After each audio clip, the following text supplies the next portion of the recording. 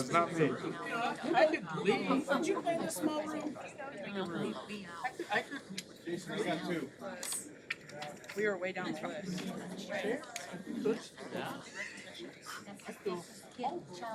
Is this where? They do because he won't have it. How are you?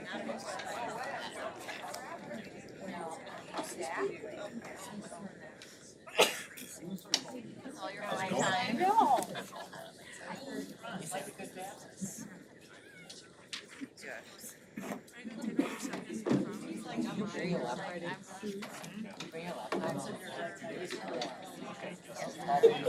You're gonna want some more things.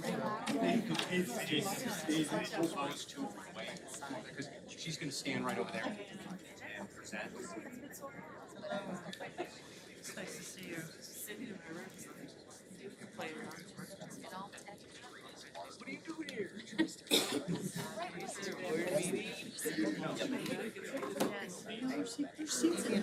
You want seats? That's probably fine. Do you have a piece of paper? No, but I just looked at it. See number 3 in section E. That's the most work you've done ever. Wow. You want to stand? You want to stand? We're good. There's seats over here. More chairs. Wow. Bring some in. There's two over here. I just woke up. Nice. What are you guys doing here? Here, I'll let you two. Amazing. Okay, I'll go here. Just gonna stay the same. I counted today.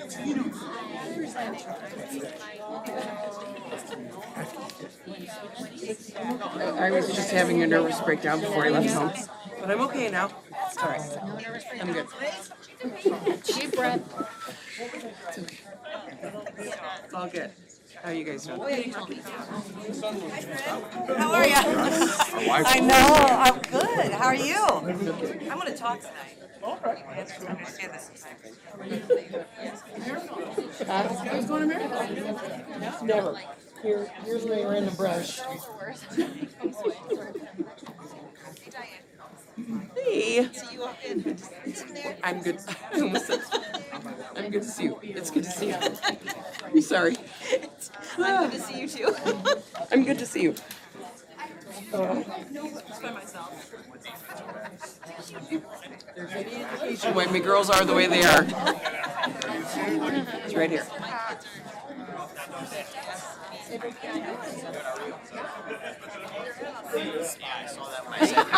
How are you? Good to see you guys. Oh my gosh, okay. Here, deep breath. Deep breath, Mona. Deep breath. Just being a meeting, call this meeting to order. Please rise for the Pledge of Allegiance. I pledge allegiance to the flag of the United States of America and to the republic for which it stands, one nation, under God, indivisible, with liberty and justice for all. and Please stay standing. yes, stay standing.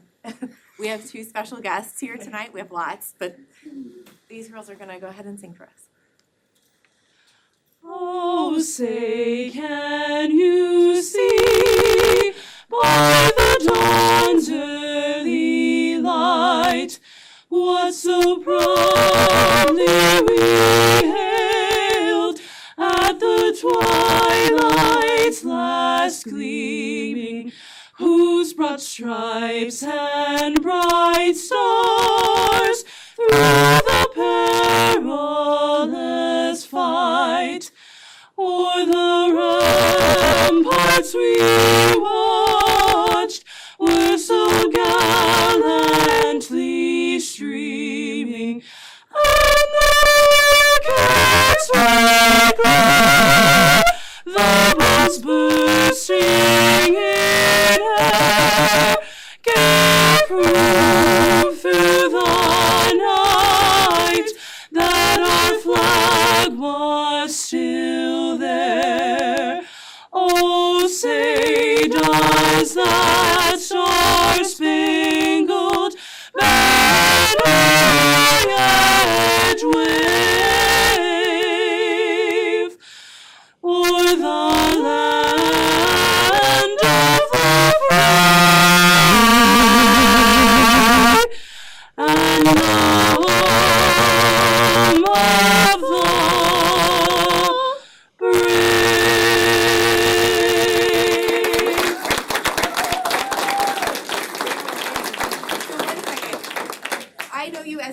go, sisters. Could you please introduce us to your first names? I'm Elizabeth. And I'm Catherine. Catherine? Yeah. All right, Elizabeth and Catherine, thank you so much. That was amazing. Thank you. I was waiting for the jets to fly over. That was amazing. They're coming every meeting. I know. Where were you at all the football games? We're gonna give you a and- residency. State choir. That's fantastic, thank you. All right. Do we have any additions or deletions to the agenda? Okay, public comment, non-agenda item, so we have no public comments. We're gonna head right into special recognitions. We have a few groups here tonight to recognize, we're excited about it. So we're gonna go ahead and do I'm gonna have a motion to do the 4 special recognitions, and then we'll make the presentation. So can I have a motion to recognize these 4 people on our list? Motion? Motion in a second, all in favor? Aye. Aye. All right. Andy, you wanna get started? All right, so first off, our diver here. So here's the declaration.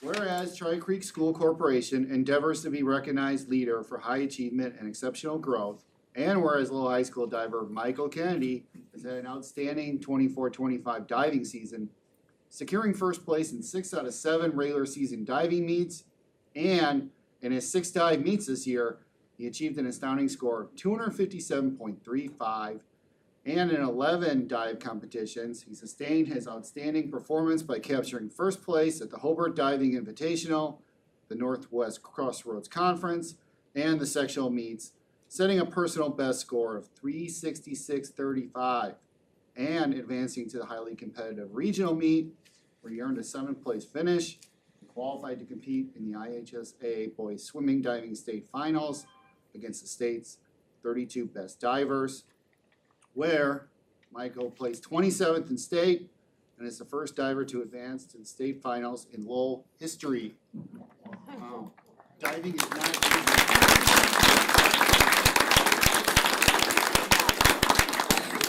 swimmer, and I think I dove one time and I scored like a 1. That was the belly flop, so 366, that's pretty impressive. And so now let it be resolved that Tri-Creek School Corporation Board of School Trustees hereby congratulates Michael for his exceptional season and the outstanding accomplishments he has made as a student athlete, and asks that the members of the Tri-Creek School Corporation community and the residents of the town of Lowell help us in celebrating the accomplishments of Michael. Let's give it a hand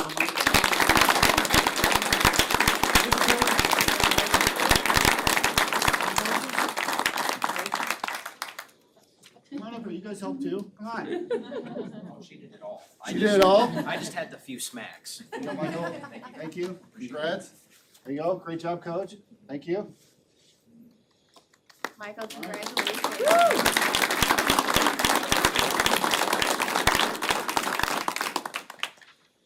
Now also, we have our precision machining students. So, Tri-Creek School Corporation endeavors to be a recognized leader for high achievement and exceptional growth. And Lowell High School Red Devil Trades Precision Machining students Ethan Herjack, Seamus Meehan, and Jesse Wolf participated in the Skills USA State Leadership and Skills Conference on April 11th to the 12th, 2025. And whereas the automated manufacturing technology team of Ethan, Seamus, and Jesse claimed first place in the state competition, marking the first ever state championship for the Lowell High School Precision Machining Program. And whereas this success is a reflection of the students' dedication and the exceptional instruction of high school advanced manufacturing teacher Daryl Hebel. Now let it be resolved that the Tri-Creek School Corporation Board of School Trustees hereby congratulates Ethan Herjack, Seamus Meehan, and Jesse Wolf for their outstanding accomplishments in precision machining, and asks that members of the Tri-Creek School Corporation community and residents of the town of Lowell help us in celebrating their remarkable achievements. Let's give them a hand.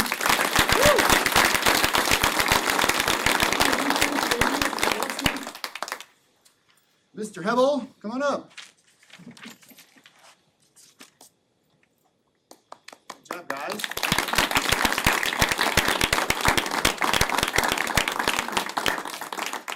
All right, thank you. No? Good job, guys. job. Awesome. There you go. Congratulations, guys.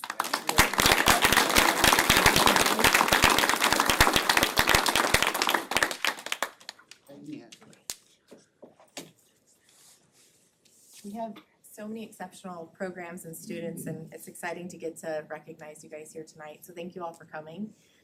First, we're gonna start, well, now we're gonna move on to the lovely Perigo sisters. If you guys would like to come up here and stand.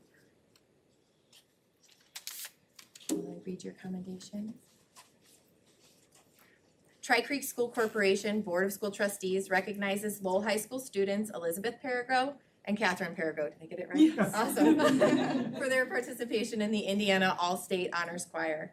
Whereas Tri-Creek School Corporation endeavors to be a recognized leader for high achievement and exceptional growth in academics and the arts.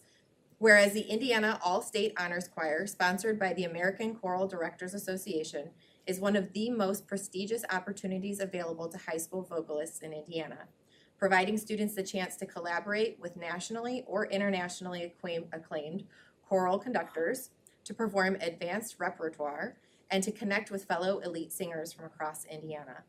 Whereas selection for this choir is highly competitive and only approximately 250 students statewide are chosen through a vigorous audition process initiated by director recommendation. Whereas this year, Lowell High School students Elizabeth Perigo and Catherine Perigo earned this esteemed honor and represented their school and community with distinction at the Indiana All-State Honors Choir performance held in Fort Wayne, Indiana. Now, therefore, be it resolved that the Tri-Creek School Corporation Board of School Trustees hereby congratulates Elizabeth and Catherine Perigo on this exceptional accomplishment and extends heartfelt appreciation for the pride and inspiration they bring to Lowell High School and Tri-Creek School Corporation and the greater Lowell community. What an accomplishment. Thank you for representing us with your beautiful voices. Thank you. Congratulations.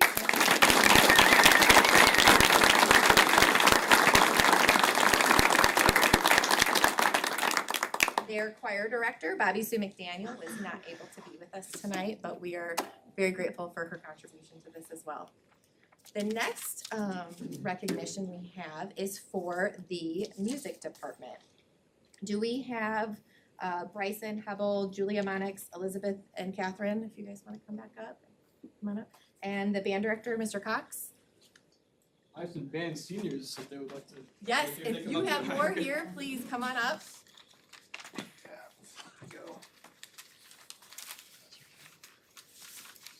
So I just have to say, I was recently at a senior awards for the high achieving seniors.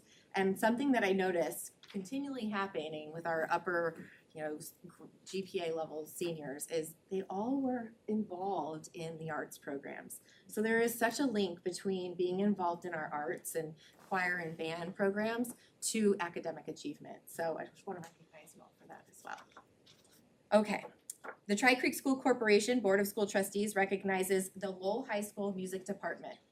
Whereas Tri-Creek School Corporation endeavors to be a recognized leader for high achievement and exceptional growth. Whereas the Lowell High School Music Department is recognized for exceptional achievement in earning the ISMA Total Department All Music Award for the 2024-25 school year that honors the dedication, skill, and excellence of the entire music faculty and student musicians, reflecting a well-rounded, high-achieving music program across multiple disciplines. So this is all of our music department. It's not just choir, it's not just band, it's every part of it. Whereas this prestigious distinction is awarded to school music programs whose band and choir divisions both meet the Indiana State School Music Association's highest standard of musical excellence through participation in ISMA-sanctioned events. And whereas only 22 music departments in the entire state of Indiana received this award out of 351 districts. Whereas the band division met the following award criteria: achieved several gold division ratings and various invitationals at ISMA marching band events, along with ISMA Festival Class Gold rating with an additional with distinction medal for visual achievement in color guard, choreography, and band marching techniques visuals. Qualified 5 soloists and 1 ensemble for state solo, an ensemble with gold ratings. Jazz band earned a gold rating at District Jazz, An advanced concert band earned a gold rating in Group 2 high school organization event. That's a lot of achievement. Whereas the choir division met the following criteria. Qualified 10 soloists, 5 with perfect scores, and 1 ensemble for state solo and ensemble with gold ratings. The chamber choir went Group 1, which is the hardest level group, and received a gold rating for all 3 ISMA judges, placing among the top 20 jazz choirs in the state out of 75 entries. And the advanced choir and intermediate choir earned gold ratings from all 3 judges in Groups 2 and 3. Now, therefore, be it resolved that the Tri-Creek School Board of School Trustees hereby congratulates the Lowell High School Music Department and asks that members of the Tri-Creek School Corporation community and the residents of the town of Lowell help us in congratulating the music faculty and student musicians of Lowell High School Music Department on achieving this prestigious award.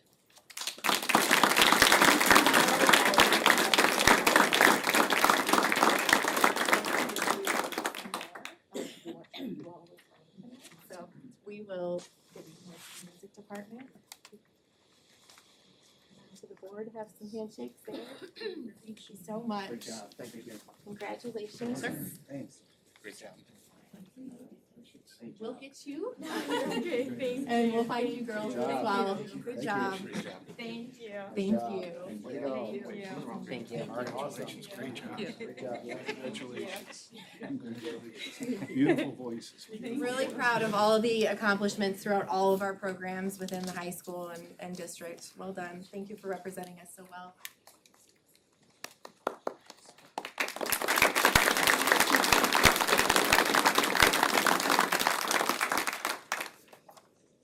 Okay. We have a Lowell Intermediate School Spotlight presentation. Jean?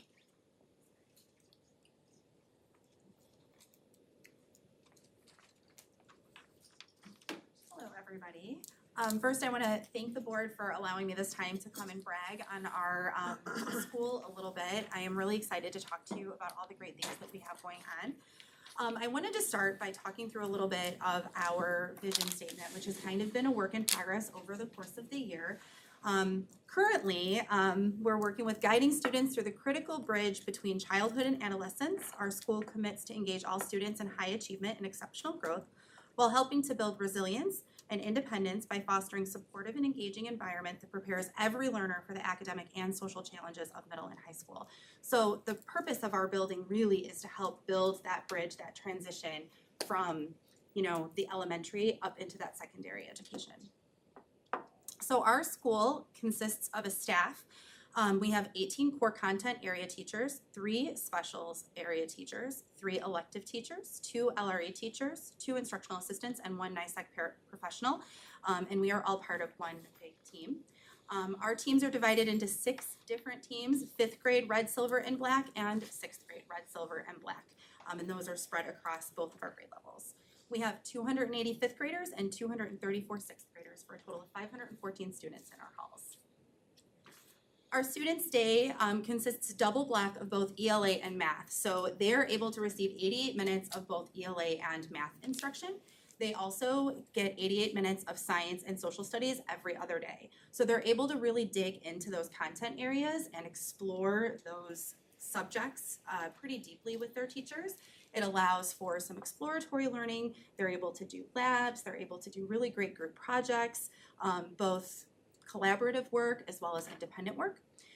Additionally, to kind of piggyback off of what Katie was talking about, every single one of our students has the opportunity to take part in a fine arts class, whether that's band, choir, or art. So we're starting that exposure for those students, every single one of our students in our building, as early as 5th grade. Students go to a specials class that changes every 3rd day, so they rotate between libraries, so we're getting books into the hands of every single one of our students.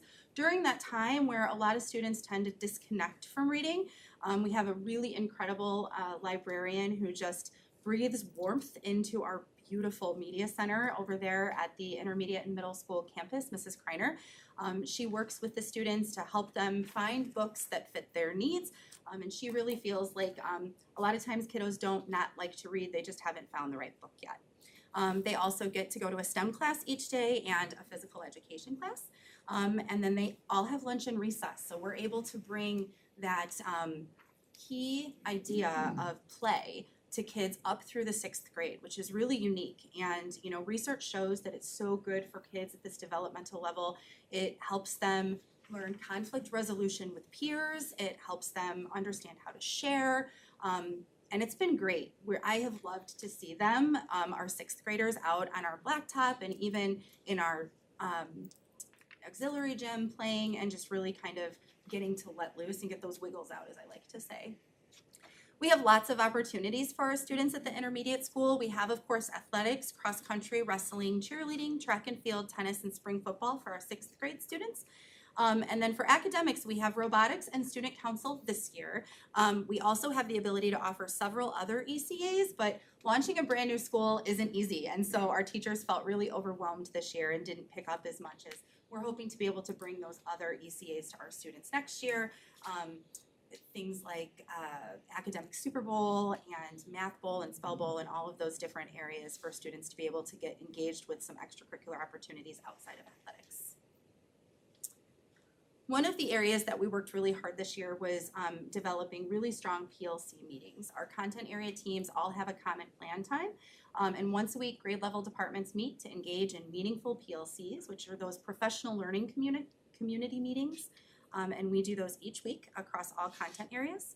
These meetings are data focused and agendas are developed around what we call CFAs or common formative assessments. These are in-class assessments that are being given to all students, regardless of what team you're on, what teacher you have. That way teachers are able to really have cohesive conversations about what students are doing in their classes, and we're able to identify strategies that are working in one classroom that another teacher may want to try. They're very collaborative. Every other day, students are able to participate in what we call our win time. This is a time, we call it what I need time. Assessment data from the PLC table is used to create groups that teachers pull during this time for both interventions for students and enrichments. And it's truly what I need. It's very individualized. Some students are making up tests. Some students are getting retaught a math skill that they might have struggled on. Some students are learning organizational skills and just learning how to keep things straight as they've gone from being in one classroom all day and not having to worry too much about their materials and keeping track of what they're doing to here at the intermediate school where they're changing classes all throughout the day. And that's an organizational skill that a lot of kids struggle with. And this What I Need time has been a big help to get those students to stay on task. I have a couple of testimonials from our teachers. Mrs. Petrovito, she's a 5th grade language arts teacher. I talked to her a little bit about how she develops the groups of kids that she pulls for her win time when she does those interventions and enrichments. She talks about using progress monitoring assessment data from their Wonders curriculum, which is the language arts curriculum that our 5th grade teachers use. She works to identify a standard that the majority of the classes were struggling with. She also knew it would probably be a priority standard on upcoming state tests. The PMA test, which is a test that they take in each of their units, that preceded those interventions showed 53% mastery in her co-taught inclusion class, 48% mastery in her mixed general education class, and 73% mastery in her honors class. So from those classes, she then pulled groups of those, gave them a pre-assessment, and they showed 40.7% mastery on that pre-assessment. And then after she spent time reteaching those skills to those students on that post-assessment, they went up to 65%. So a very significant growth there. The biggest increase in those students were the ones that she pulled from her inclusion class, and that went from a 37% mastery to 70% mastery, which was great.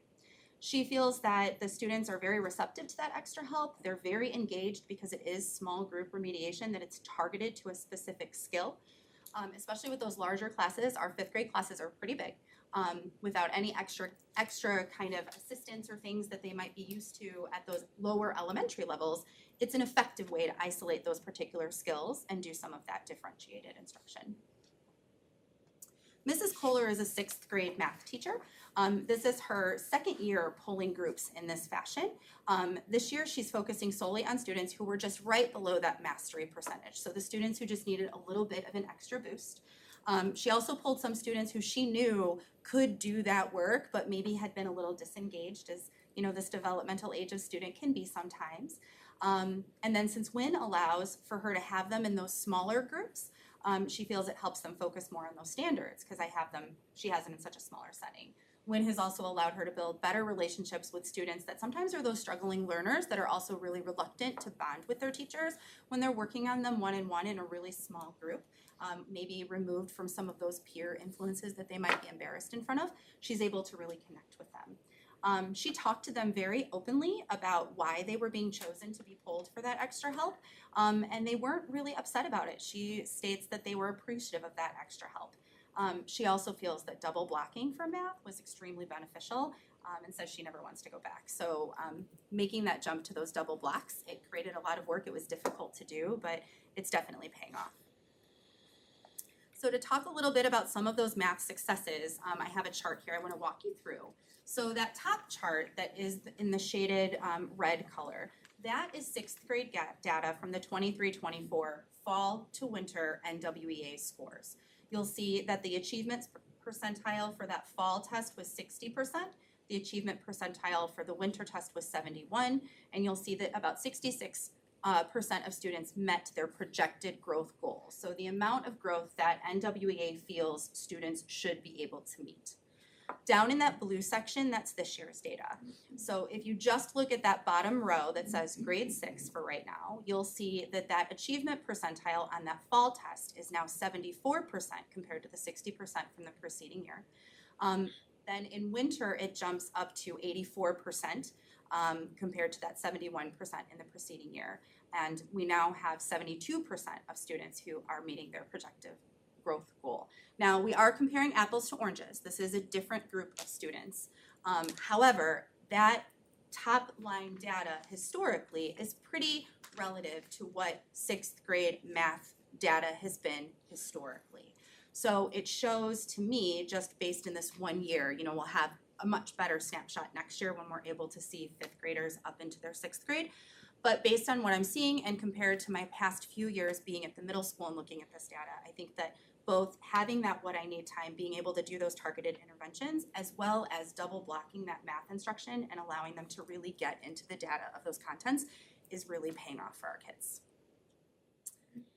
This next slide is just a little bit more of a visual kind of picture. It's what's called the Diamond Report. So the 23-24 Diamond Report, you'll see that orange diamond that's in the center.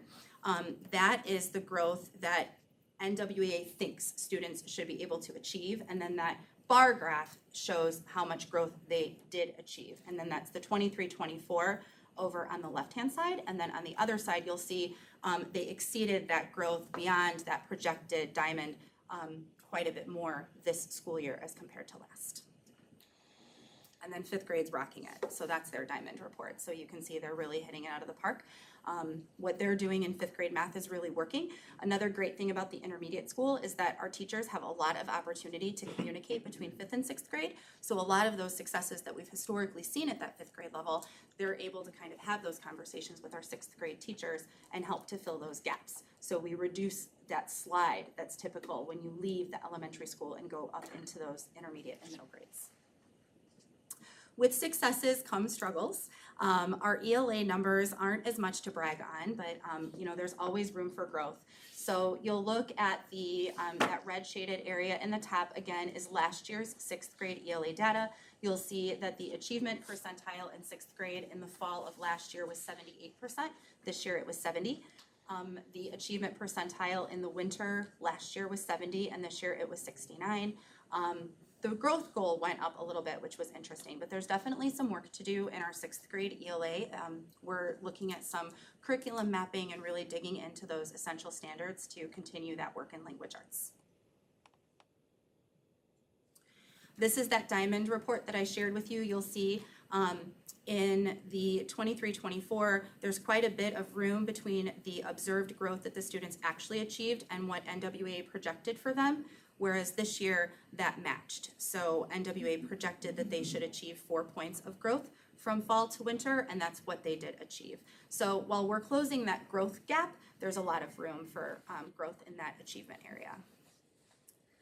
Fifth grade has some work to do. We really want to dig in and find out what's slowing our growth in our fifth grade. And that's definitely some work that we're going to be doing at our PLC table and talking with our fifth grade language arts teachers about. In addition to all of that academic data, I just need to take a minute to brag on all that we have accomplished this year, while not only just opening the doors of a new building, which can be challenging in and of itself. We've really been able to bring a lot of the fun of elementary school up into our intermediate schools, so they're able to keep a lot of those things. We've had countless PTO-sponsored events that allow students to experience that fun. We were able to maintain that special tradition that I know was so important to our community of the Daddy-Daughter Dance with a very successful evening at the Halls of St. George. We welcomed hundreds of grand friends into our buildings in February that I get chills just talking about. It was, if I had to pick one day of this school year to have really, really shined a light on all that we did this year, it would have been that Grand Friends Day. It was truly a special morning. We celebrated hundreds of students who earned straight A's on their report cards, had dozens of students make the honor roll. All of that was accomplished while charting a brand new path in a brand new school. And I'm really excited to see how LIS continues to blossom in future years. And I have to leave you with pictures of our amazing kiddos. Thank you.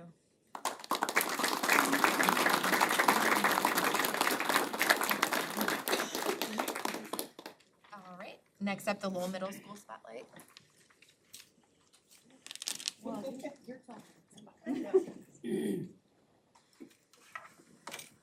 I have Mrs. Cooksley up here, which she's gonna come and share a little bit of information about the middle school. I just wanna say a huge shout out to Ms. Mulcarrick. She's just been an amazing colleague, an amazing person to work with.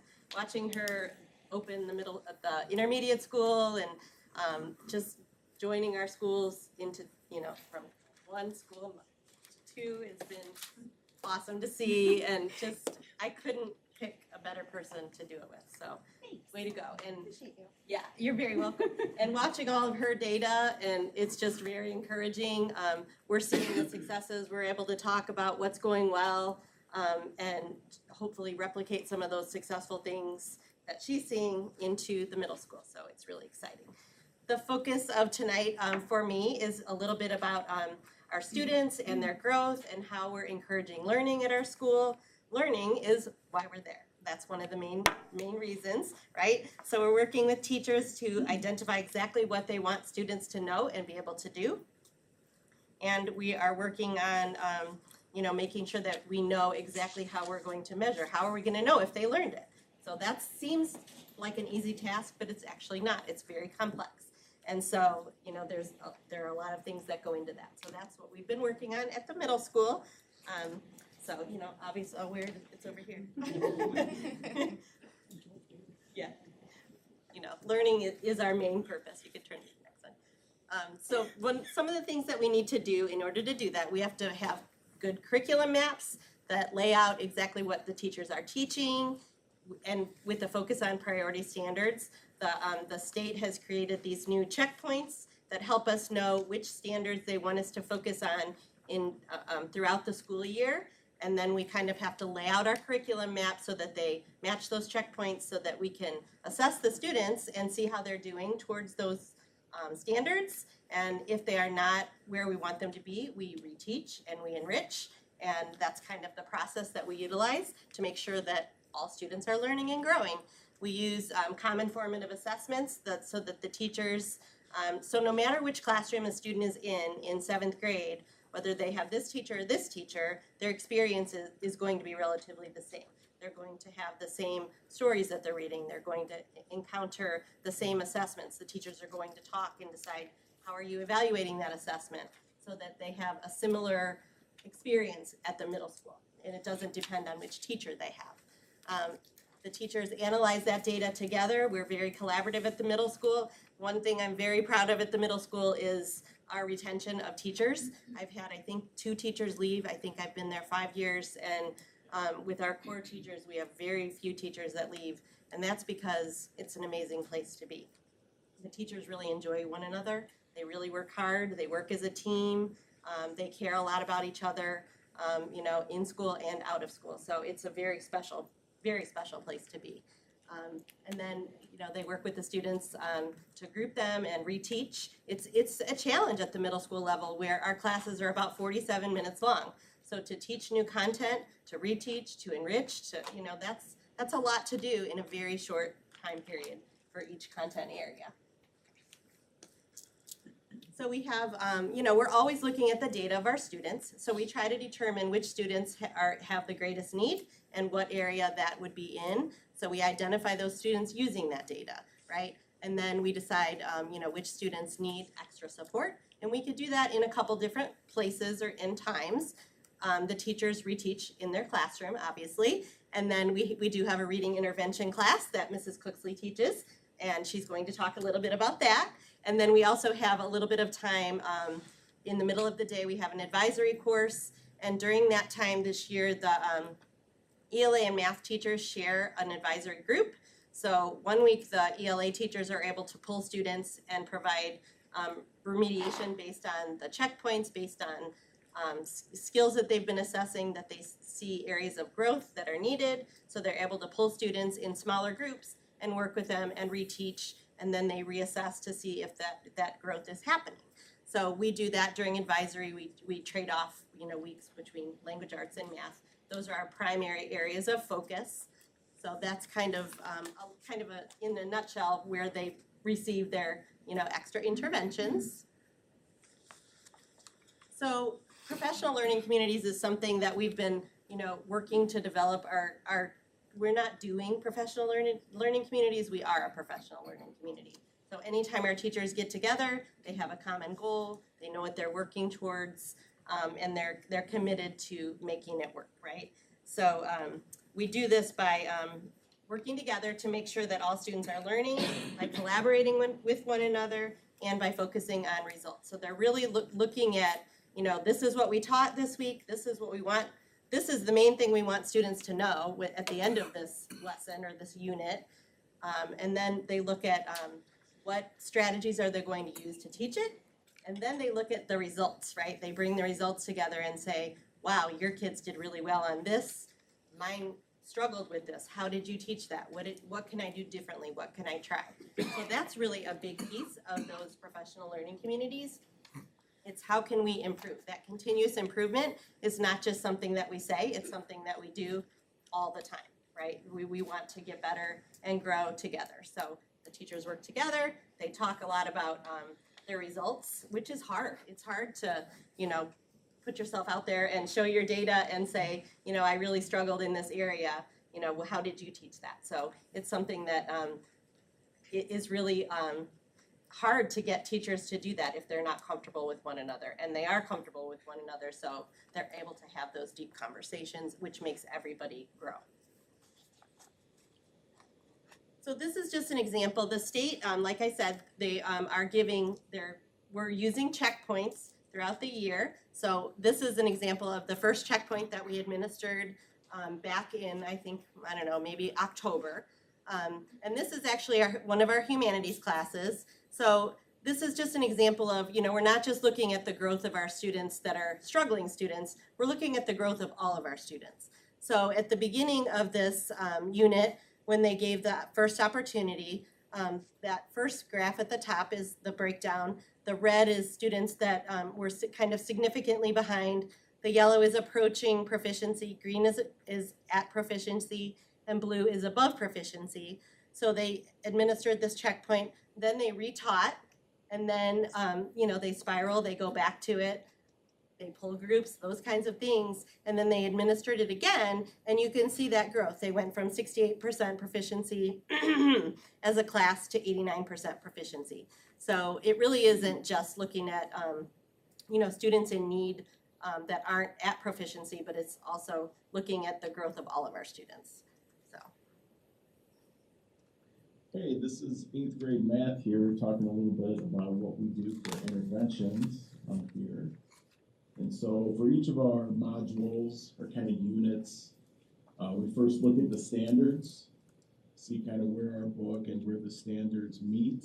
We identify those standards and pull out priority standards from a material that's given to us by the state on iLearn. And then we come up with questions that meet at proficiency level, which is passing iLearn, and pull those questions out that we really want to focus on students to learn and to master by the time they leave that section. And then as me and Ms. Lichtel come together to talk about things, we might talk about some of the things that students did for mastery, some of the errors that they made, and ways that we can improve as a teacher. Now Ms. Lichtel will tell you about the data. So we break down the data into class periods and the questions they are asked for each class period. That way we can see, was one question better than another? Did another class get it better than a different class? And maybe was there something different we did that one class that we thought of maybe in the spur of the moment? Then we also talk about the overall distribution of scores, where everyone fell for the whole thing, assessment that we were looking at. And then we identify those kids that need to be reassessed.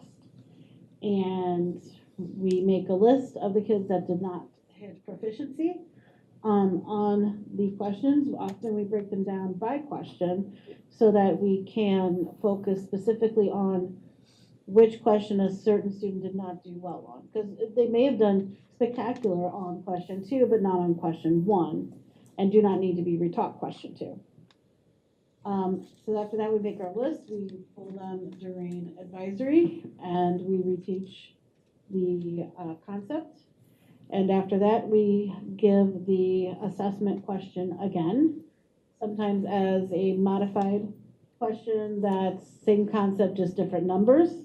And then we see how many, after that reteach, then understand what the concept is. And that is where item analysis after reteaching comes into play. And so you can see from period 1, question 1, 80% the first time got it all correct. After the reteach, we are now at 96% as passing a proficient question for the concept. Those were our 8th grade math teachers, Mr. Vilka and Ms. Lichtel, sharing a little bit about the PLC process. So that's definitely one area where we strive to grow we do that during classroom instruction and then during advisory. Another one of our interventions is our reading intervention course that Mrs. Cooksley teaches. So she's going to share a little bit about the Mind Play program and how it works with our students and the results that we've seen. Thanks. Yeah. I'm very excited to share. Hi, everybody. I've been around here a long time, 42 years to be exact. I'll be finishing up right now. Most of my time has been with the intervention or some sort of program like that. I did do 12 years of 5th grade at Oak Hill, but that was quite a while ago. 7 years ago, I think it was, we did purchase Mind Play. It's a computer-generated intervention program that someone needs to monitor and to guide and to reteach as the students go through it. I was not a big proponent of it at the beginning. I wanted a lot of hands-on. I wanted to do writing. We wanted to be in notebooks. But as I worked with it and realized that the kids that come to intervention truly have very few reading skills, but they're not going to admit it. They're most of the kids on the LA and sometimes even the math because they can't read the problems. They're the ones that don't do well and need that intervention besides what they're getting in Mind Play. So it's very intense. They work on that computer program for 30 minutes a day. Some days it's quite a struggle to make sure that they can do that without playing their games and switching the screens. And everybody knows how they do that. So, we get there and they have made a lot of growth. But I think the thing that most people don't understand, when you have readers that are below grade level and they're 3 to 4 years below grade level, and they're involved in a program like this, intervention for a couple years, they're still not at their grade level, and they're still not understanding the text that they get every day in social studies and in science. So I feel so passionate about the fact that when I have a student who has made a 3-year gain in reading comprehension, they started at first grade when they come in seventh grade. So it's a big deal for me, and sometimes the data, when you look at it and you see a lot of red, you're like, oh, those kids aren't even at grade level. Well, right, they're not, but that's because they were so low when they came in. I have some students that are in my program that we're gonna see here. And it's very interesting that students lots of times don't know what they don't know. They don't understand about being metacognitive and understanding, gee, I don't know this, so if I learned it, I might be a better reader, I might do better on NWEA, my scores on iLearn might go up. So it's been a very interesting year for me, and I almost wish I could have had about 10 of those kids here, and I could have given you everybody's snippet, because I got them all. And before we see them, please understand, there was nothing that I said to them, they didn't get a question, I just said, listen, I want you to go in this room, I want you to take your computer, and I want you to talk about mind play. I want you to think about what you don't know as a reader, or what you've realized you're better at because you've been doing this program for the past 8 months. So we'll do the first one. I don't know. I think there's a couple slides first. So, go ahead, real quick. Oh yeah, it's a magic. So, let's real quick. This is just an example of one of her classes, and this is this shows their beginning of the year grade level. So these are the grade level where they came in as a reader. So we have some at first grade level. She has some sixth grade level, 2.7 level. So, and then this is the reading level of these students on our most recent benchmark. So a lot of growth here, and that's really what I wanted you to see. In this particular class, they grew over 2 years of growth, right? So 2 point something, 2.6, 6 grade levels, which is amazing, because a year of growth is hard to get with students that are struggling. So to get over 2 years of growth was incredible.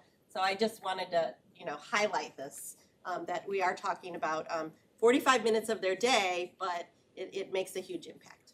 And real quick, 65% of the kids that come to Mind Play are either ELL, 504s, or LRE. So you're talking struggles that need growth. And when you look at something like this, the reason this is still in a critical area is because this student is an 8th grader.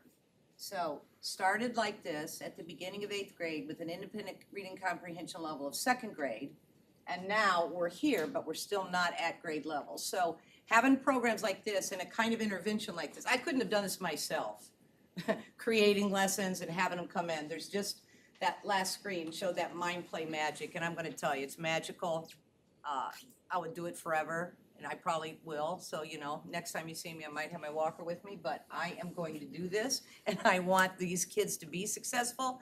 And I think you'll hear, if you listen real close, they'll tell you what they didn't know and what they feel better about right now. So we can see who's ever.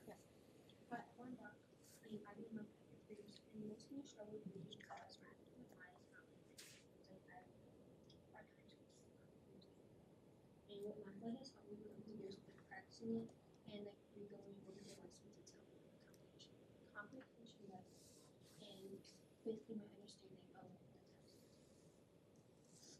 Don't you love it? I read with my eyes, not my brain. Talk about somebody really thinking about what they used to do. Okay, next. Hello, my name is Jacob Christensen. I will be talking about what mind play has helped me with. It has helped me with my grammar, my reading, and I'm able to read a class faster now and more precisely. And I understand what everything is like talking about now. It's like before I got into mind play, it's kind of confusing. Now I can understand everything more clearly. It's helped a lot to read.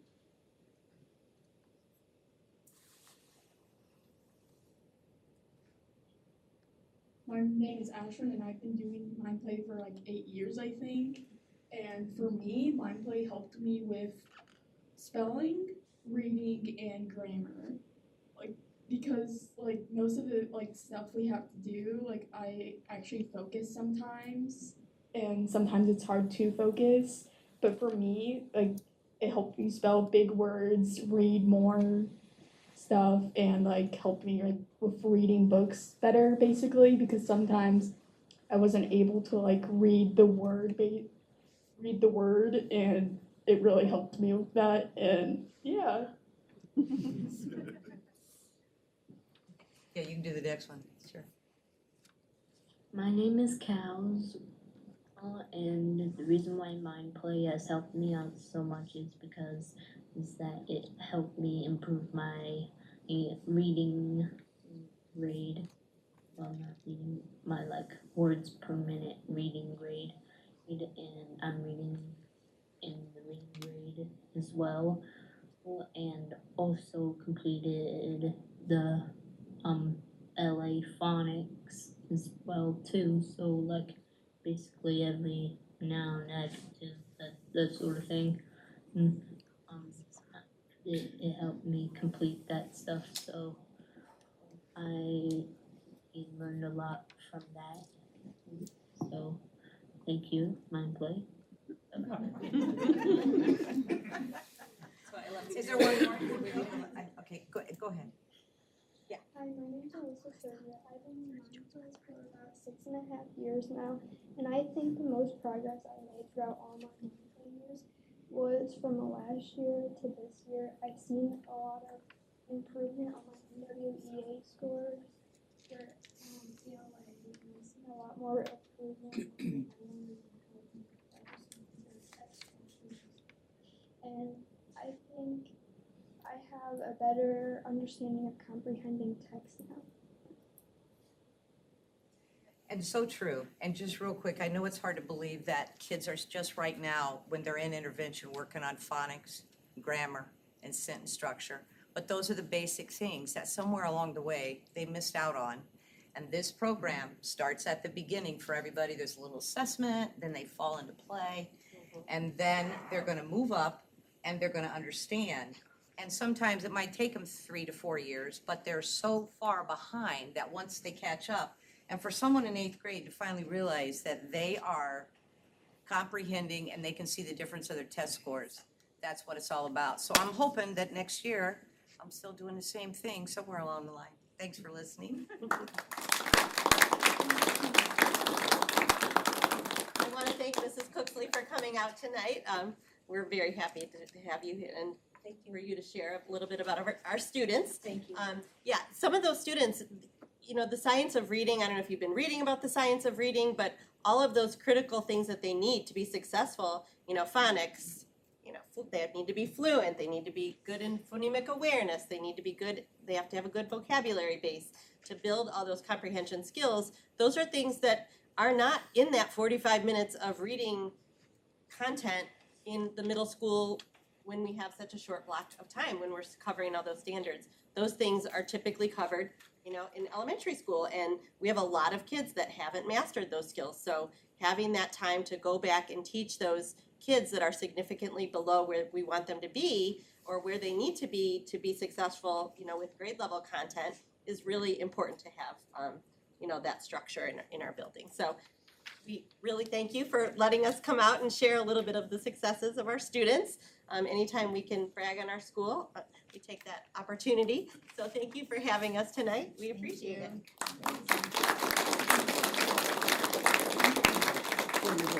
Okay, we're gonna move into another recognition opportunity. So if the board would make a motion to formally recognize, we're missing one tonight, Miss Muha, but we'll catch her another time. So the 3 retirees, if you could give me a motion. I'll second. Motion and a second, all in favor of this recognition? Aye. All right, and Is there a Mr. Summers in the house? there you go.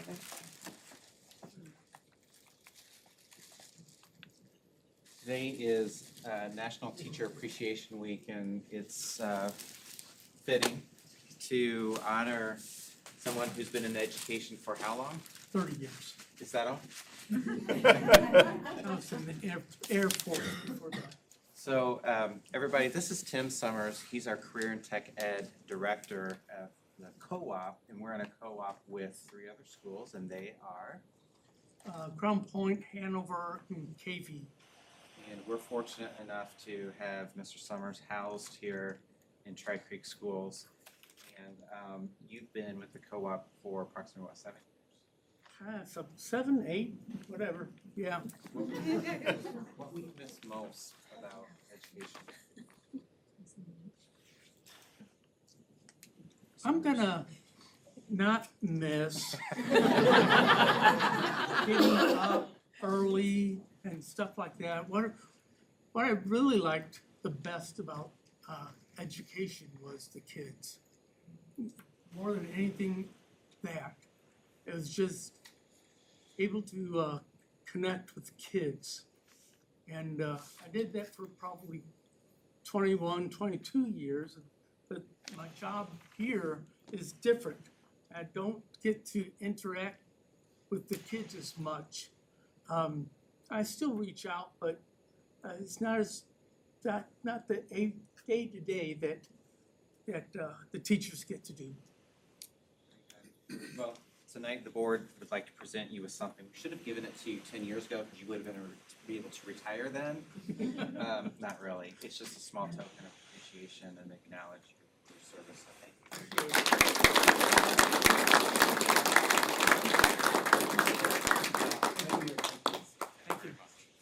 Welcome to this side of the fence. It's great. I do see Miss Burgess in the house. Come on down.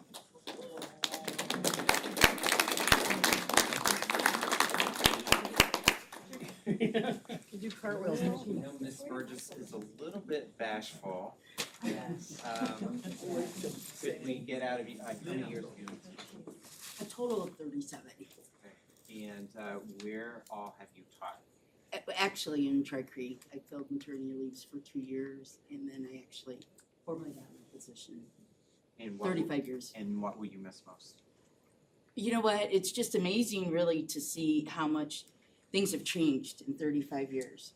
So it will, just being able to see the change in education and what has happened, being with the kids and, having fun with the kids. Well, we will miss you. And thank Thank you for you. your years of service. Thank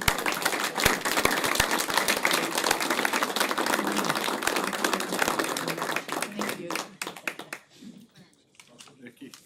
And we've got people who Enjoy your help pay our retirement. bills. And it's nice not getting up early. And I need a favor, if Ms. Favors would come.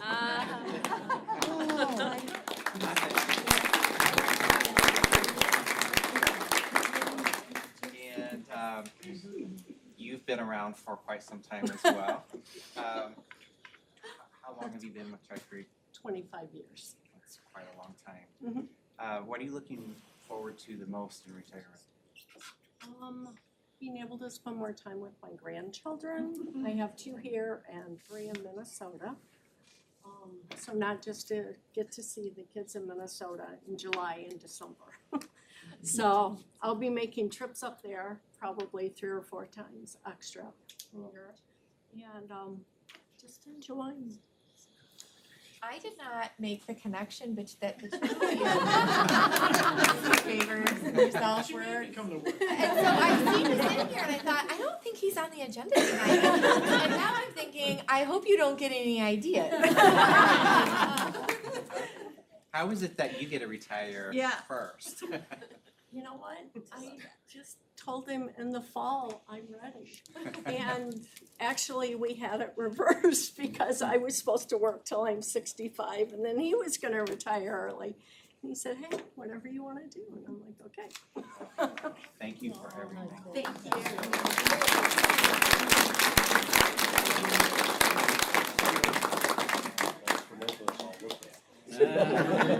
You're gonna love it.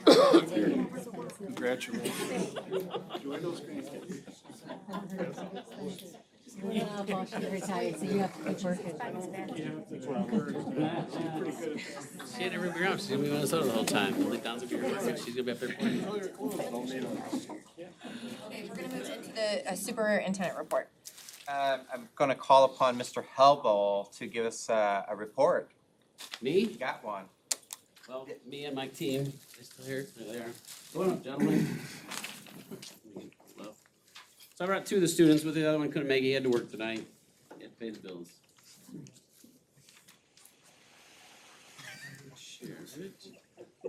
Congratulations. No, I got the laptop.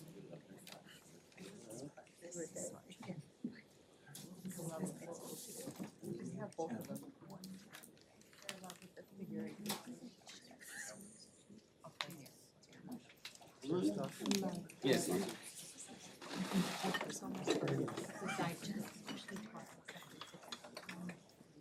It's really funny.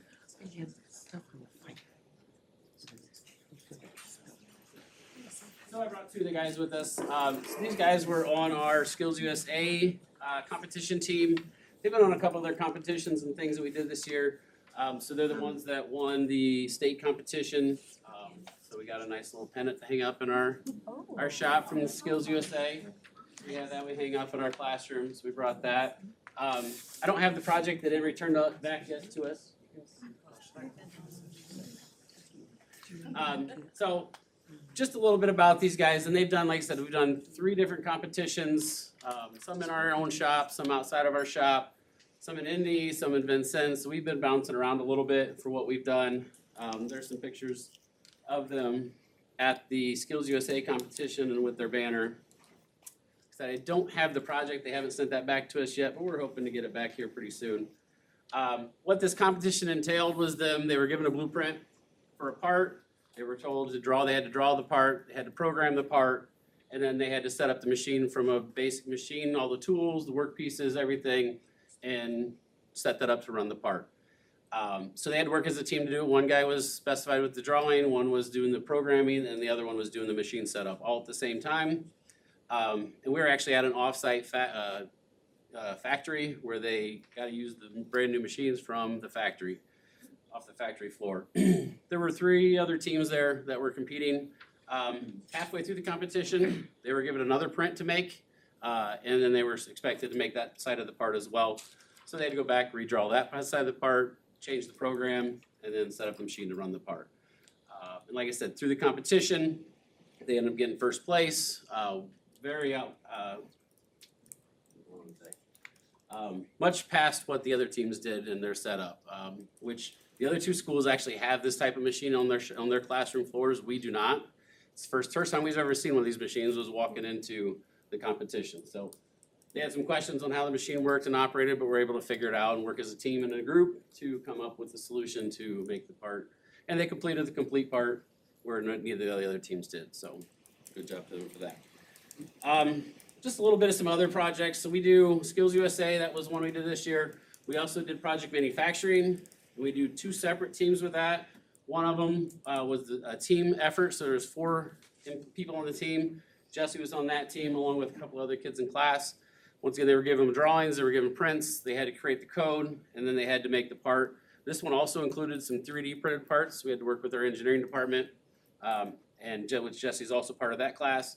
So he was able to manufacture the parts, and then we did all the machining of the parts and components to get that off. We send that back to project manufacturing, and they do a judging of it all, and then they determine top couple teams to go with onto the next round of that. This year we didn't make it to the second round of that competition.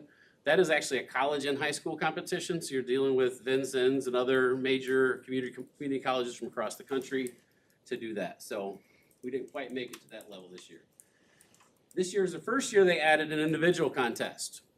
So just for high schools, they sent out parts and tools to the local school, to anybody that asked for it. Seamus and another student, Ethan, participated in that. They were given drawings. Once again, they had to program the part in our shop here at school and make the components. Not knowing what these components were, he has the whole component here, but it was the middle 4 parts of this that he had to make here. Pass it around if you want. And then box those up, send them back to project manufacturing. They judged who the top 16 kids were in the nation. I think they had like 120 students that competed in this from across the country. They took the top 16 students from across the country and brought them all out to St. Louis, Swick Community College, where they then made the other 2 components there, which is the base and everything else. They gave them their old parts back, and it goes together as a little working gearbox. So that was part of that contest. Unfortunately, we didn't win that one. We don't know exactly our place. Seamus says he got 4th because they told first, second, and third, so he says he got 4th. So. I'll let him say that.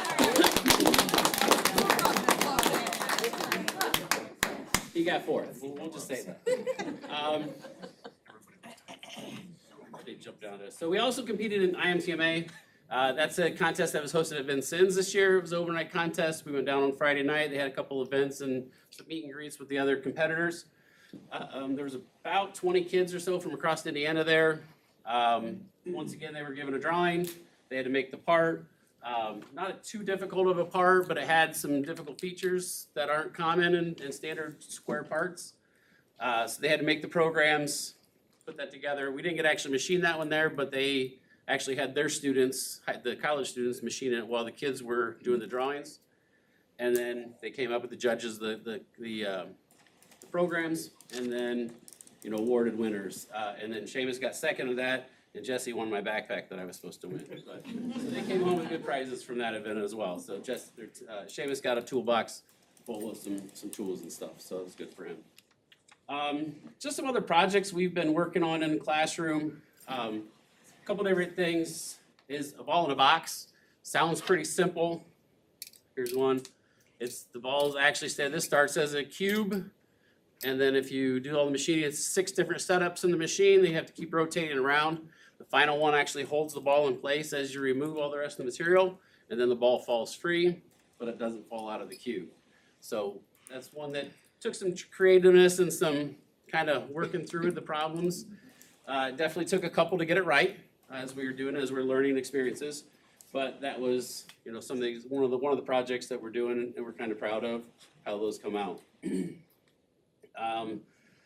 Jesse made a nice big sign for his mom for Christmas to hang up on the mantle using our plasma cutter and some programming. So he's pretty proud of what he did there. Seamus made some bicycle pedals. He made they're a big biking family. They do a lot of off-roading and stuff like that. So he came up and found his own design, drew his own parts, found through it, worked through the different setups, and made a set of bicycle pedals, engraved a little logo, a little message onto it for his dad, and then gave him a set for that. So it is a 4 setup part in the machine, having to hold at different locations to do that, and gave that to his dad for Christmas. Had to set up soft jaws to hold the odd shaped part. And we found out the hard way that you don't want to put too much pressure on it, or once you cut the backing strip off of it, it cracks on you. Right? Or it'll throw it out of the machine. Or throw it out of the machine. So some living and learning to go with it. What is this material? Aluminum. Yeah, 6061 aluminum. And this is one of my favorites that I have. There's a program out there, Titans of CNC. They're real big on trying to push the education of skilled trades and machining in particular. And they do a lot of different things and kind of put the flair into machining, or try to, because it's kind of boring, because once you start it running, all you see is coolant splash and you don't really see a lot of the fun. So one of the projects, the ball in the box is one of their projects. They have a hammer that's really and they really flash it up. So this is one Jesse and another student have been working on for the last couple months this school year, on and off. But it's a multi-setup hammer. It's got multi-ends on it. And then you put it all together. You want to grab it out of there? Actually, give me the unfinished one. So you get a nice looking hammer that has changeable ends on it. There are actually 4 or 5 different ends that you can make for it, and have a ball peen hammer and meat tenderizer and a pokey one and some other different things on it. It's got a nice grip on it. It's got other tools on it for tightening up our vices and different fixtures in there. So it's a very multi-use hammer. So it's a pretty cool project. And what I like even more than anything is, a couple years ago, a company donated some aluminum to us. And when they donated, they said, well, I don't know if you can use this. This is scrap at our place. It was used for some fixturing or whatever they used it for. And I'm like, okay, I don't know. It's dirty. It's got dents in it, scratches. It's got holes in it. I said, sure, I'll figure something out. So it's been sitting there for a couple years. When we started doing this hammer, I started measuring. I go, wait a minute, that's almost perfect. So this is what it comes as, and it came as about 4-foot chunks of it, and it has holes every 15 inches or so.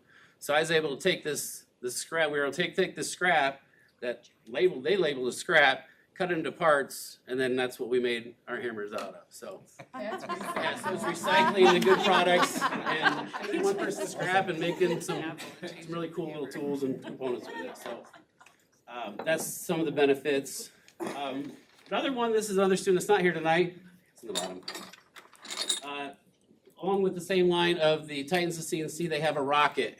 that they have out there. What this rocket is actually 10 separate components that screw apart and are double-ended, double fixtured, so it's actually 20 different setups that you have to do, that when you put it all together, and if you put it all together right, you've got a little rocket that looks like it can take off.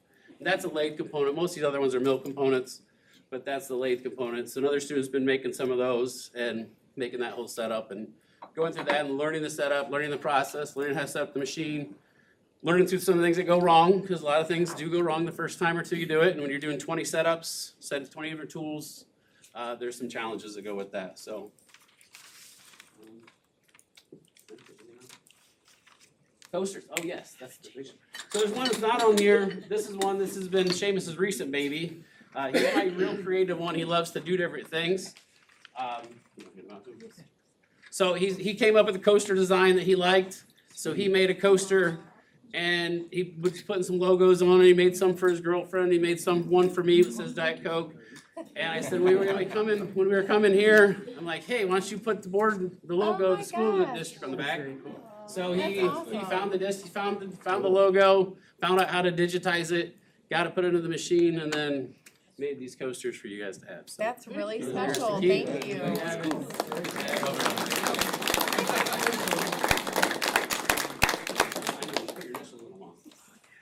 But no, that's what we had. So that's been our year in a nutshell. Pretty good year overall. You know, nothing's ever perfect, but we've done some good progress and learned stuff. And these guys are both juniors. They'll be back next year. Hopefully get to compete in some more of the competitions and see what else we can be a part of next year. So. That is so cool. Thank you so much. Questions? Thank you for coming and presenting, and I think it's so cool the amount of problem solving that you're like having to do.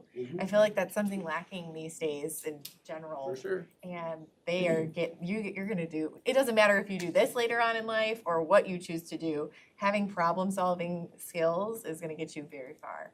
So congratulations, thank you for coming. Thank you.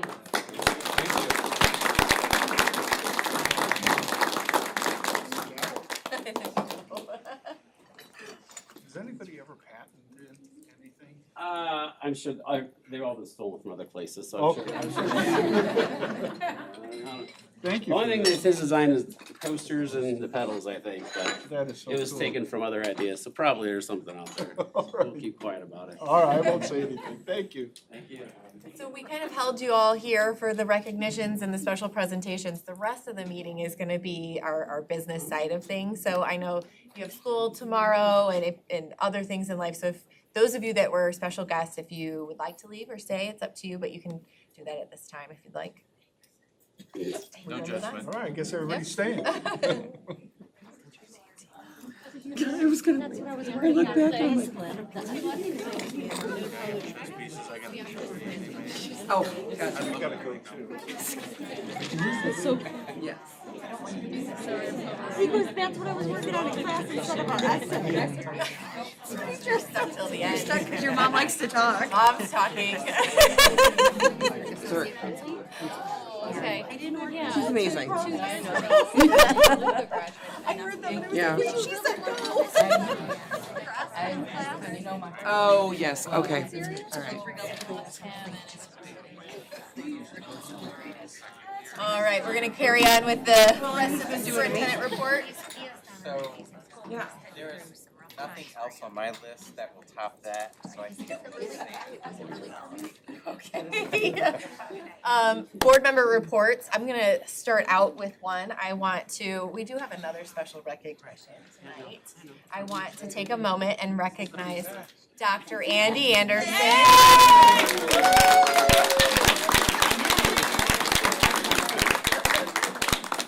He finally was able to complete his doctorate program while doing his day job, which is running an entire school system, going through a $95 million capital bonds project, trying to pass referendums, just these things to do while you're getting your doctorate. So we're really proud of you. Congratulations. Thank you.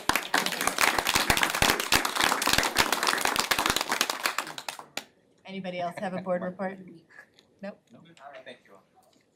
Moving on, regular consent items, we will lump them together. So a motion to approve meeting minutes from Thursday, April 10th, and payroll and claims. I'll make a motion. I'll second. Motion and a second, all in favor? Aye. Opposed? Motion passes. Personnel, approved personnel report dated Thursday, May 8th, 2025. Can I have a motion? I'll make a motion. I'll second. Motion and a second, any other discussion? All in favor? Aye. Aye, opposed? Motion passes. Lowell High School principal contract. We have two tonight.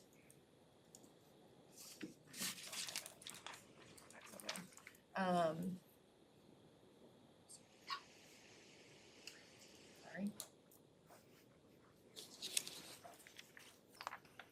So,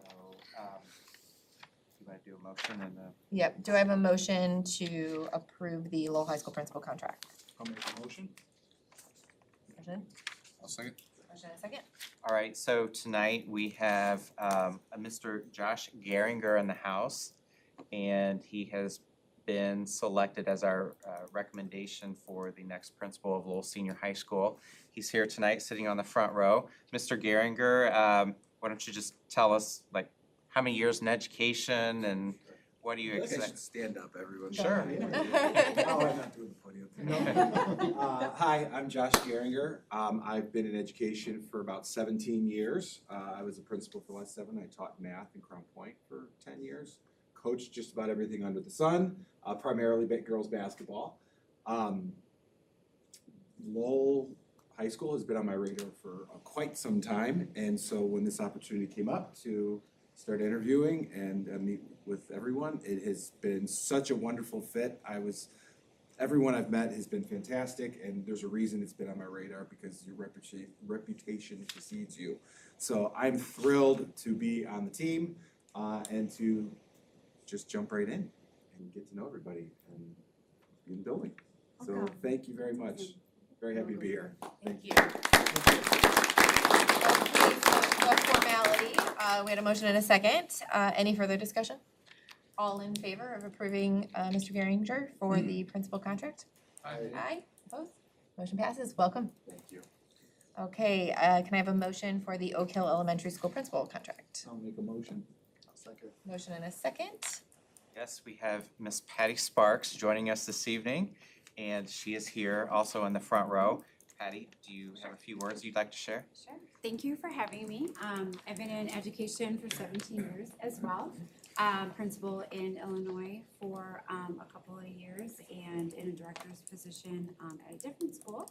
I'm very happy to be here. I would agree with Josh. It's just an excellent school district to be around. I already feel very welcomed and we're very happy to be here. So thank you. We have a motion and a second. Any further discussion? All in favor? Aye. Opposed? Motion passes. Welcome.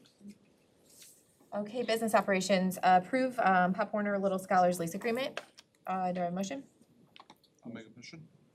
I'll second. I hate to take everything. Motion and a second. Any further discussion? All in favor? Aye. Opposed? Motion passes.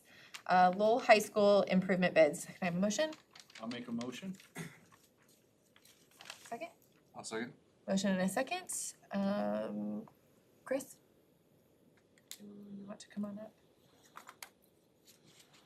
Yes. How's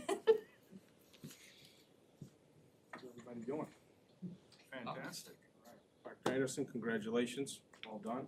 Thank you, sir. Tonight, what I have for you is a award recommendation for Lowell High School Improvements 2025.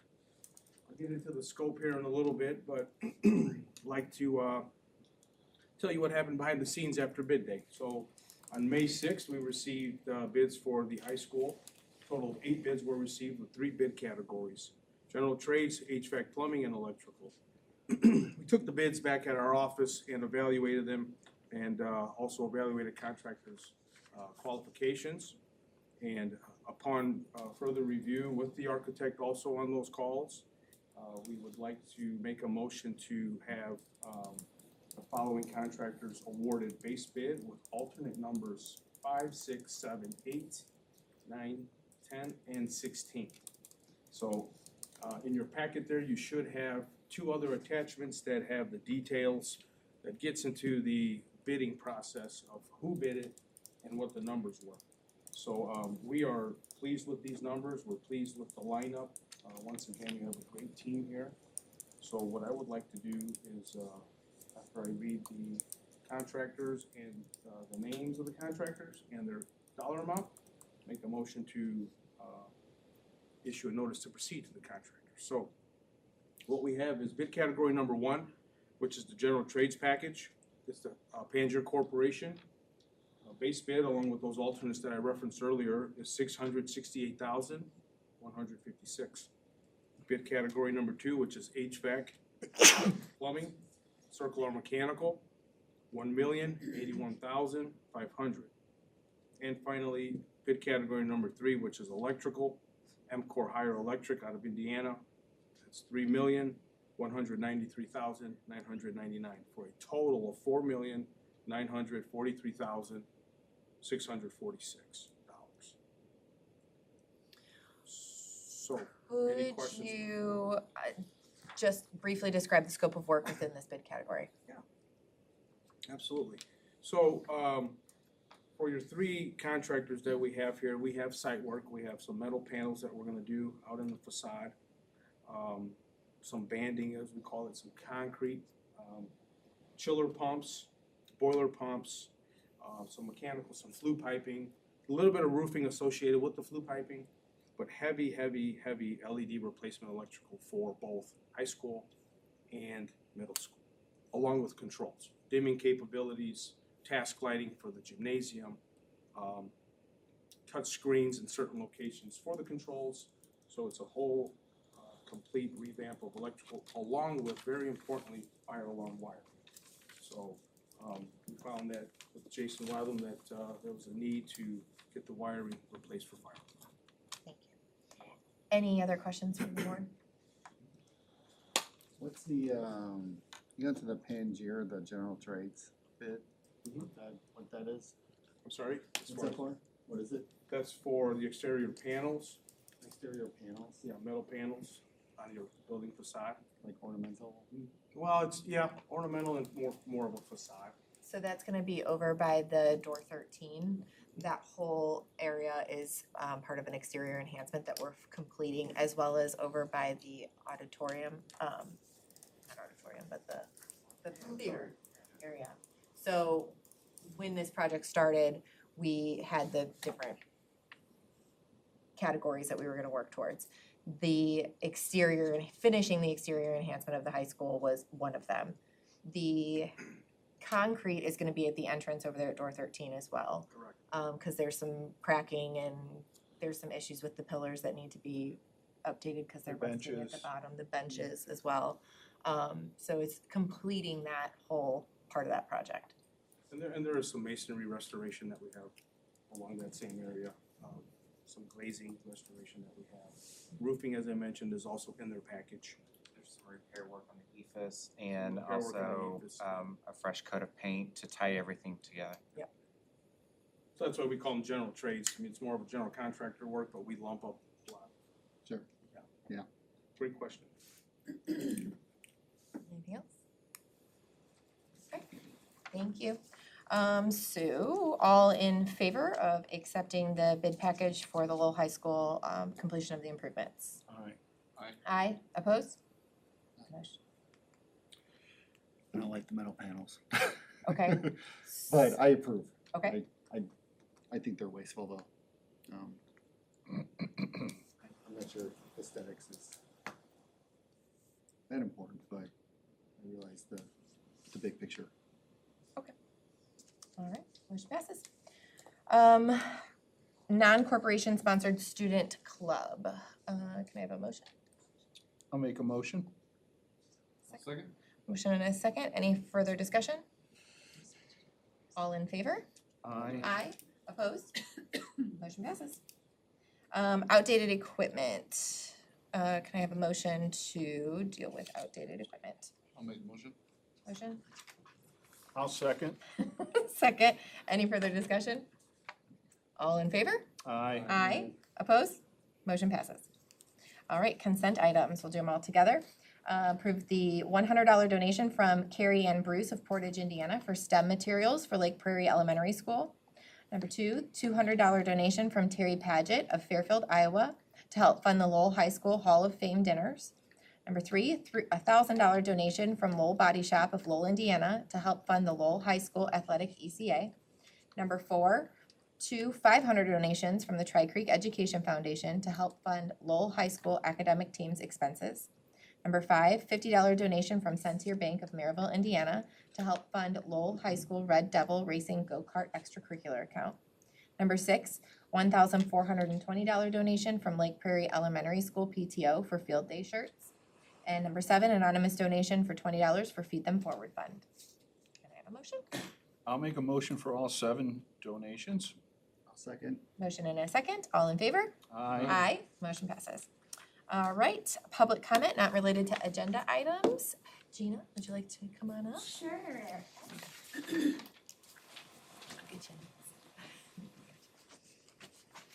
So this is the first board meeting that I've been able to come to lately. But I wanted to thank Marty and the board for the book discussion group that we had together. It was really great, especially our last session where we got our 2 groups together.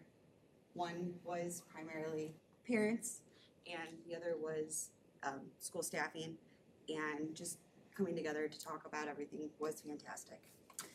The other thing is sort of a board agenda thing. I really hope that the search for a new intermediate and middle school band director goes well. And I really hope that there's some way to get some more support for them.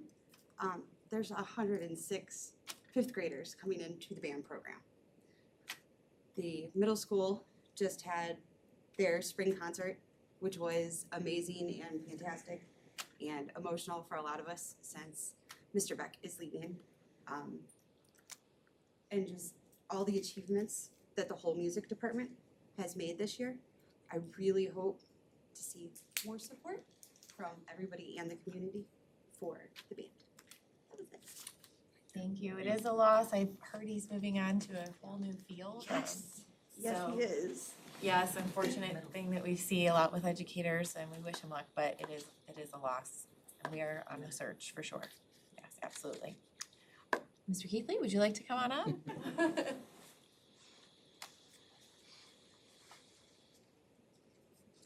I'm Dennis Keithley, Lowell Middle School, retired 2002. I'm representing the Tri-Creek Education Foundation tonight, the Scholarship Committee, consisting of Cheryl Gibson, Lynn Haberlin, Kirk McQuiston, and myself, as well as Janice Bruce. We have received 298 scholarship applications during this last round of scholarships. We met as a committee on Good Friday and compared all of our results and selected the top 3 in each category to set up interviews. On the last week for 2 days, we had interviews for the 40 scholarships of $175,000 approximately. And we stayed on schedule for the most part, despite the fire alarm that we all experienced if you were in the building. But it went well, it was conducted well. And Tammy asked our group, could we please step to the side? We were standing in the street. She said, there may be a fire truck here. And sure enough, in 5 minutes, it was a truck. So, thank you for saving our lives. The students that we interviewed had applied for, some of them applied for multiple scholarships. They did not know which scholarship or scholarships they were being interviewed for when they came into us. But they all were very conversant, respectful, knowledgeable, and they spoke highly of their education here in Tri-Creek. The C&A program stood out as a very popular program, and we were impressed with the number of students that are in the field at the various nursing homes working, and how complimentary they were of their experiences doing that.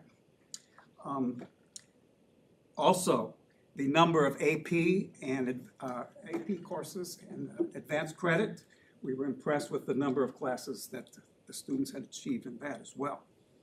The only criticism they had was of the state mandated Pathways program and choosing in 8th grade what career you want to educate towards. And they are allowed to choose change as a sophomore, but then they found out they may have missed a few courses, and so that was a difficulty that's mainly state imposed. So they had a little criticism of that. Also, they asked for more engineering-related classes. The ones that you have, they spoke highly of, but they wish they could branch out further on the engineering-type courses. I want to give a shout out to Jay Blackman, who helped arrange the internet for them to apply on. And our chairman, Cheryl Gibson, she works with this project the entire year, because after the scholarships are awarded, she follows the students for their 4 years of college, because she hands out the money a little bit at a time, a little bit at a time, a little bit at a time.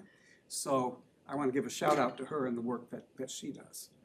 And as an aside, something different, I want to compliment this year's high school yearbook. The students we interviewed, I went and got my yearbook the next day, and a lot of them were featured in that yearbook. So, and particularly, I think the yearbook has done a real good job this year for that.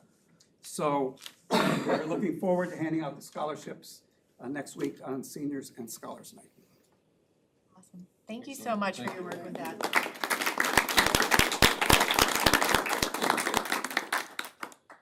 All right. There will be no school on Monday, May 26, 2025, in observance of Memorial Day. The last student day for the 2024-25 school year will be Friday, May 30th, 2025. It's getting here closer. The Lowell High School graduation ceremony is scheduled for Monday, June 9th at 6 p.m. in the Lowell High School gymnasium. The next board meeting will be scheduled for Tuesday, May 20th and Wednesday, May 21st, 2025 for public hearings on district-wide construction projects. The entire corporation will be observing a 4-day, 40-hour work week beginning the week of Monday, June 2nd and continuing through the end of July. All buildings will be shut down on Fridays. Any other comments or questions from the board? All right, this meeting is adjourned. Thank you for coming.